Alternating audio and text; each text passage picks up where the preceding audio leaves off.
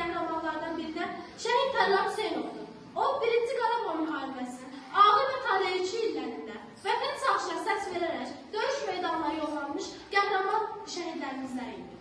Tərlan Hüseynov torpağın müqəddəsliyini öyrəşdənlə vətənə hər şeydən uzaqdan bir gənc idi. O yaxşı bilirdi ki, torpaq uğrunda mübarizə hər bir vətəndaşın borcudur. Buna görə də tərəddüd etmədən silaha sarıldı, vətən uğrunda döyüşlərdə şücaət göstərdi.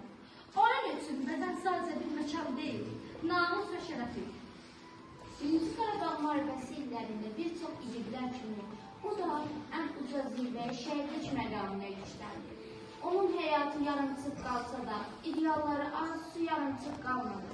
Çünki Tərlan Hüseynov kimi şəhidlərin başlandığı müqəddəs yol, illər sonra Azərbaycan ordusunun qazandığı möhtəşəm Qarabağ zəfəri ilə tamamlandı.